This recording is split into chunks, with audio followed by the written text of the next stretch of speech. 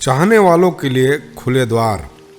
मैंने उद्धार पाते ही प्रथम प्रश्न उत्पन्न हुआ कि पूर्ण संसार में इतने अरबों की आबादी के रहते हुए भी मुझे मेरे कमरे में प्रभु ढूंढ कर मेरा उद्धार करने का उद्देश्य क्या है। इस प्रश्न को लेकर मैंने 6 माह तक भोर और संध्या प्रार्थना की। मुझ प्रार्थना करने वाले को 6 माह के पश्चात प्रभु ने 2 दर्शन दिखलाया। पहला दर्शन, एक गहरा कुआं था, उसमें पानी की आवाज सुनाई पड़ी, लेकिन इतना अंधकार था कि पानी दिखाई नहीं दे रहा था। ऊपर एक बाल्टी रखी हुई थी। परमेश्वर ने कहा कि मैं तुम्हें एक बाल्टी की तरह प्रयोग करूंगा, अंधियारे में रहने वालों को बाहर लाकर उन्हें इस्तेमाल करूंगा, परंतु जब तक तू मेरे साथ जुड़ा रहेगा तब तक संभव होगा, अन्यथा तुझसे कोई लाभ नहीं होगा। दूसरा दर्शन, एक बड़ा चूना का भट्टा दिखाई दिया, उसमें एक वायु फूकनी यंत्र रखा हुआ था। मैं तुझे जहाँ थोड़ी सी आग है वहाँ ले जाऊंगा और धधकाने के लिए इस्तेमाल करूंगा, परंतु तू मुझसे एक बड़ा चक्र दिखाकर जुड़ा हुआ रहेगा, तभी तू कामयाब होगा, अन्यथा तुझसे कुछ भी नहीं होगा। इसकी व्याख्या तो मैंने उसी दिन पूर्ण रूप से नहीं समझा, परंतु बाद में सुस्पष्ट पता चला कि मैं अग्रणी की सेवकाई और बेदारी की सेवकाई के एक हिस्से को पूरा करने में कामयाब होऊंगा। वो तो यहाँ वहाँ ध्वनि देता है, उसके लिए पर्याप्त रूप से अनुग्रह और अभिषेक को अपने ऊपर प्रत्यक्ष प्रकट होते हुए देखता हूँ। मैं अकबरपुर नामक स्थान पर बाजार में अकेला खड़ा रहकर गीत गा के प्रचार कर रहा था। वहाँ एक युवक ने मेरे हाथ से सुसमाचार पर्चे को छीनकर फाड़ा और मेरे मुंह पर फेंका। उसने कहा, नजदीक का पहाड़ को दिखाकर वहाँ जाकर प्रचार करो। मैंने उससे पूछा कि क्या वहाँ लोग बसे हैं? उसने तुरंत उत्तर भी दिया कि 400 गाँव हैं। परमेश्वर का हमें मार्गदर्शन करने का तरीका भी विचित्र है। हमारा प्रभु शत्रुओं के द्वारा भी हमारी सीमाओं को बढ़ाता है। मैंने उस पहाड़ के विषय में जानकारी लेनी चाहिए। वहाँ उरांव, खरवार, चेरो नामक आदिवासियों और नीचे से ऊपर पहाड़ पर जाकर कुछ अन्य जातियां भी बसे हुए थे। घना जंगल एवं गमगीन लोग। उरांव जाति का मूल स्थान यही पहाड़ था। एक वक्त में उन्हें यहाँ से खदेड़ दिया गया था, अतः वे रांची अन्य क्षेत्रों में जा बसे।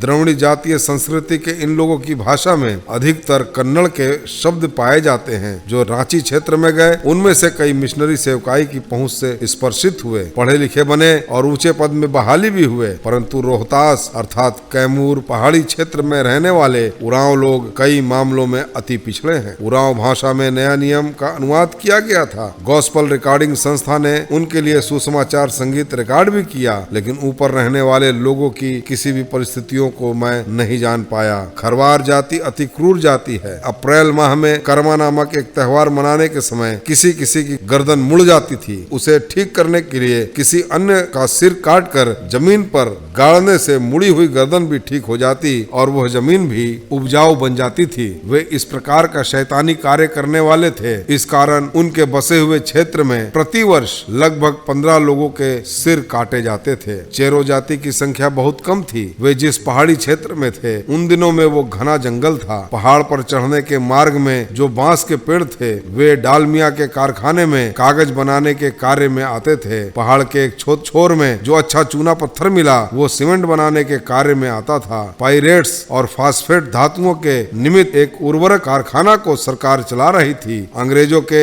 जमाने से ही यहाँ से चूना पत्थर सोन नदी के उस पार रहने वाला जपला में स्थित सीमेंट कारखाना को भेजा जाता था। उसके अतिरिक्त एक रेलवे का सक्रिय लाइन इन क्षेत्रों को जोड़ता था। इतनी सारी चीजें पहाड़ के तले थीं। पहाड़ पर अकबर के वाइसराय मान सिंह का किला रहते हुए भी वहाँ के आदिवासियों की स्थिति बहुत दयनीय थी। घने जंगल में पहले डकैतों का तांडव और आक्रमण अधिक था। ऐसा कहा जाता है कि उनमें से एक व्यक्ति रॉबिन हुड के समान अमीरों को लूटकर गरीबों को बांटता था। उसके पश्चात उनका दल टूट गया। फिर वो पहाड़ नक्सलवाद का अड्डा बना। जब मैं डिहरी ऑन सोन लौटा तो 2 लड़कों को मेरे संडे स्कूल छात्र तैयार किया। 11 वर्षीय दीपक और 12 वर्षीय अशोक दोनों अति उत्साह के साथ मेरे संग पहाड़ पर चढ़ने के लिए तैयार हुए। ऊपर की परिस्थिति की अज्ञानता के कारण हम कई पुस्तकें, 10 दिन का भोजन पदार्थ, ग्रामोफोन बॉक्स के साथ उरांव भाषा का रिकॉर्ड लेकर पहाड़ पर चढ़ना आरंभ किए। मेरे सिर पर 16 किलो, लड़कों के सिर पर 12-12 किलो के वजनी सामान थे। उन दिनों में मैं नंगे पांव चलने वाला था। अंदाजन हम उस पहाड़ पर चढ़ने लगे। मार्गदर्शन के लिए कोई नहीं था। जंगल में रास्ता पहचानने में भी दिक्कत हो रही थी। पहले दिन ही 32 किलोमीटर चढ़े। चढ़ना तो बहुत कठिन था। सिर पर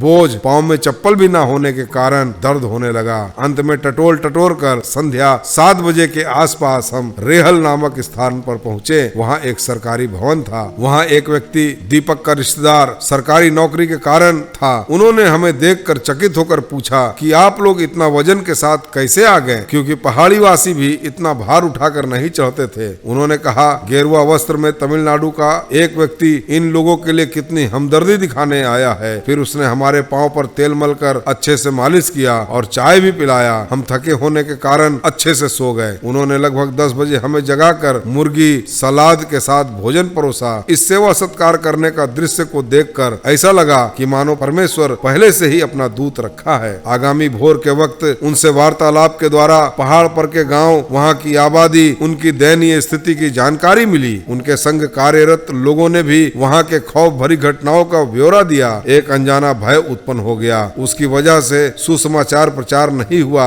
जानकर आंसुओं के साथ मैंने प्रार्थना की। वहां के आदिवासियों के मध्य में 3 प्रकार का पाप अधिकांश दिखाई देता था। शराब की लत की गुलामी में थे, ओझा गुणी के ऊपर निर्भर होकर छोटी बीमारियों के लिए तांत्रिक कार्य करके एक दूसरे को खराब करना, व्यभिचार का पाप पानी पीने के समान था। साथ ही कैमूर पर्वतमाला पर स्थित इस स्थान में 3 प्रकार के असामाजिक तत्व कार्य करते थे। हत्या और डकैती करके उसे अपनी जीवन शैली बनाए हुए का एक झुंड, ऋण के नाम पर कम रुपए देकर सादा कागज पर अंगूठा छाप लगा लेने के बाद अपने मनचाहा राशि लिखकर धोखा देने वाले साहूकार, रुपए के लिए राजनीतिक लोगों से संपर्क बना के हत्या करने वालों का झुंड। हत्या के बाद वे जंगल में चले जाते थे। इनका दुष्कर्म कम नहीं था। मेरे संग जाने वाले दोनों लड़कों के लिए यह स्थान बिल्कुल नया था। मुझे तो भाषा की तकलीफ थी। हालांकि बड़े रूप में कहानी बताने के लिए किताब थी। साथ ही पुराने जमाने का लगभग 5 किलो वजन का ग्रामोफोन बॉक्स और सुसमाचार रिकॉर्ड भी थे। उन्हें प्रयोग कर सुसमाचार प्रचार करने में प्रयासरत थे। उन्होंने अचंबा किया कि यह क्या रे, काला सा थाली जैसा है पर गाता है, परंतु उसमें का संदेश पर ध्यान नहीं लगाए। ये हमें अधिक दुख में डुबो दिया। कई तस्वीरों को दिखाए, परंतु मैं उनकी भाषा में नहीं बोल पाया। उनके समझने के लायक दूसरी बोली भोजपुरी भी नहीं बोल पाया। उस दिन मैंने अच्छे से जान लिया कि एक गूंगा व्यक्ति अपनी भावनाओं को व्यक्त करने के लिए कितना तड़पता होगा। मेरी आंखों से आंसू बहने लगे। मेरे संग चलने वाले लड़के भी मेरे आंसुओं को समझ नहीं पाए। मैं दर्शकों के सामने तमाशा का पात्र बना। अकेले में जाकर रो पड़ा कि हे प्रभु, क्या मुझे तू भी नहीं समझेगा? संसार त्यागने से वो शरण देगा। इस प्रकार हमने 5-6 गांव में जाकर पराजित होकर एक पेड़ के तले आराम कर रहे थे। पास में एक सरकारी विद्यालय था। वहां से 2 शिक्षक हमारी ओर आए। मैंने सोचा कि उन्हें पढ़ना आता होगा, इसलिए सुसमाचार की पुस्तकों की थैली से पुस्तक निकाला। वे दोनों पहाड़ी वासी न थे, परंतु दूसरे स्थान से दंडन क्षेत्र कहलाने वाले स्थान पर स्थानांतरित किए गए थे। नमस्कार करने के पश्चात अपनी किताब दिया। मेरे साथी लड़कों ने परिचय कराया कि यह जीवन देने वाली किताब है। वे दोनों किताब खोलकर देखे और हमें रोष से भरकर देखने लगे। जी भर की गाली दिए। एक जन हाथ चलाने तक आ गया। मुझे कुछ समझ में न आया कि उन्होंने क्या कहा, परंतु मुझे इतना मालूम पड़ा कि बेशर्म होकर डांटते थे। हमारी गर्दन मरोड़ कर गिराने की मनसा से मौन धारण करके खड़े थे। 10 मिनट के बाद जब उनका गुस्सा ठंडा हुआ, तब मेरे संगी लड़कों ने कहा, साहब इनको भाषा मालूम नहीं है। पता नहीं उन्होंने क्या सोचा। संभवतः भाषा का अनभिज्ञ व्यक्ति को फटकारने से क्या लाभ होगा, और खरखराते हुए चल दिए। मेरा हृदय दुखी हुआ कि मैं बहुतों को समझा नहीं पा रहा हूँ। ऐसा सोचकर जब मैंने किताबें दी, वहाँ कम से कम परमेश्वर मेरी तकलीफ जानकर एक अनुकूल काम करता। फिर भी क्या हुआ, आपत्ति के दिन यदि तू निराश हो जाएगा तो तेरा बल कम है। इसे स्मरण करते हुए मैं आगे बढ़ा। मैंने जाना कि ये घटना मेरे भविष्य की सेवकाई में अकेले आने के पश्चात कितनी सहायता की। परमेश्वर शांत रहने के कारण को जानकर मेरा हृदय धन्यवाद से भर गया था। उस दिन उनके संग कार्यरत एक अन्य शिक्षक शायद अवकाश में था। जब वो आया, घटित बातों को विस्तृत रूप से सुनकर अधिक दुखी हुआ। उन्होंने कहा, उस परदेसी के साथ ऐसे दुर्व्यवहार क्यों किए? 3 माह के बाद पुनः जब मैं अकेले पहाड़ पर गया, वर्षा के कारण मार्ग से भटक कर फिसलते हुए कई बार गिरा। मेरा सारा सामान भीग गया, सलाई का डिब्बा भी भीग गया। केवल एक टिन के डिब्बे का आटा सुरक्षित था। रास्ता भूलकर जंगल में भटकते फिरा और भूख से मेरी आंखों में अंधियारा छा गया। साथ ही पैर भी कांपने लगा। उफनती नदी को पार करने के लिए जब तू जंगल में होकर जाए तो मैं तेरे संग रहूंगा, इस वायदा को स्मरण किया। मैंने जाना कि भूख मुझे आगे बढ़ने नहीं देगी। सूर्य अस्त हुआ, अंधेरी रात छा गई। ना कोई व्यक्ति, ना कोई गांव दिखाई दिया। तब जंगली नदी का पानी पीने की आशा से बैठकर अपना टिन का डिब्बा खोला और मुंह में एक मुट्ठी गेहूं का आटा डाला। सूखे गर्दन में भूख के मारे वो गेंद की नाई अटक गया। अनभिज्ञ होकर चुल्लू भर पानी लेकर मुंह में डाला, वो तो और अटक गया। एक पतली छड़ी से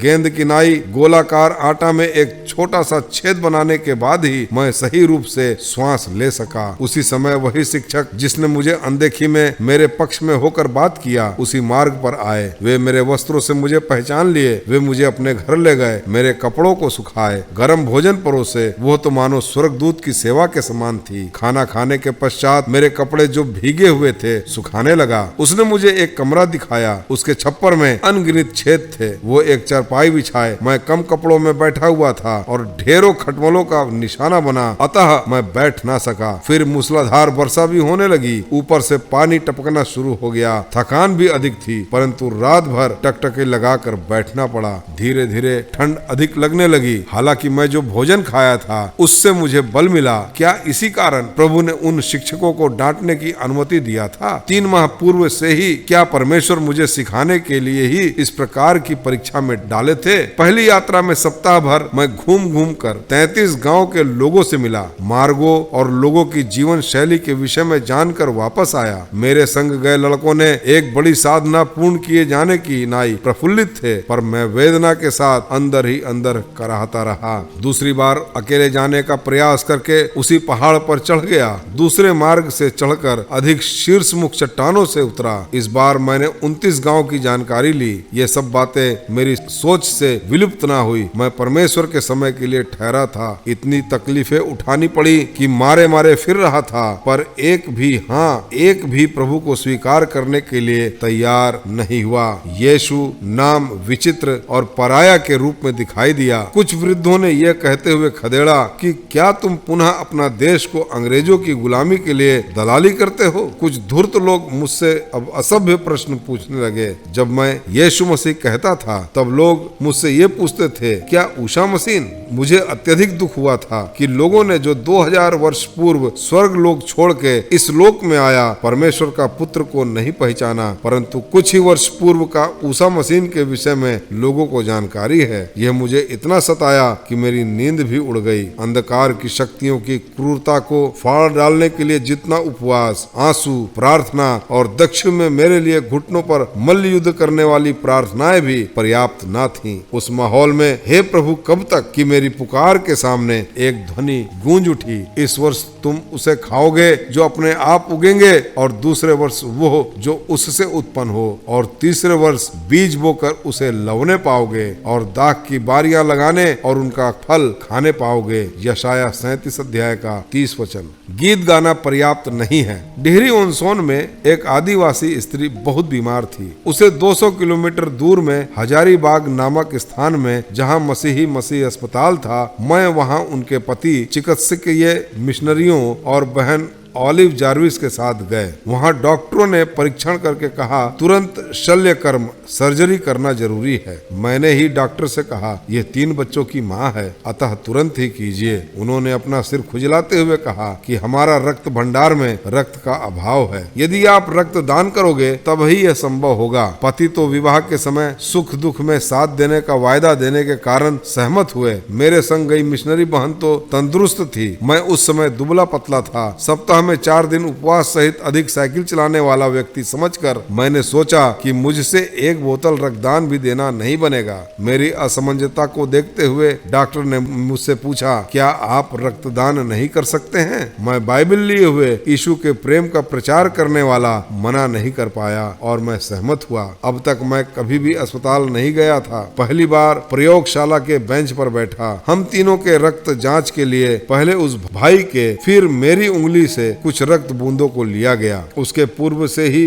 मन प्रार्थना कर रहा था। मैं तो इंजीनियर का छात्र हूँ, चिकित्सा शास्त्र के विषय में जानकारी नहीं थी, पर किसी ने कहा था कि रक्त का ABO वर्गीकरण होता है। एक वर्ग का रक्त दूसरे वर्ग के रक्त के साथ मेल नहीं खाता है। यह बात याद आ गई। तब मैंने प्रभु से प्रार्थना की कि हे प्रभु, तू तो जानता है कि मुझ में रक्तदान के लिए शक्ति नहीं है। तू तो पानी को भी दाखरस बनाने वाला है। यदि इस महिला का रक्त A वर्ग का हो तो मेरा रक्त वर्ग को B कर दे। तब तक मिशनरी बहन के रक्त का दोबारा जांच किया गया। मैंने सोचा कि हाँ, उसका रक्त सही होने के कारण लगातार जांच की जा रही है। वह तो 7 बोतल तक रक्तदान कर सकती थी। तब मैंने प्रभु की स्तुति करना आरंभ किया। तब परमेश्वर की आवाज एकाएक सुनाई पड़ी, अपना मनचाहा गीत गाओ। उस समय मुझे हिंदी गीत यीशु ने अपना खून बहा के मुझे बचा लिया अति प्रिय था। उसका तीसरा अंतरा इस प्रकार है, सेवा करेंगे प्यारे प्रभु की जैसा कि उसने कहा,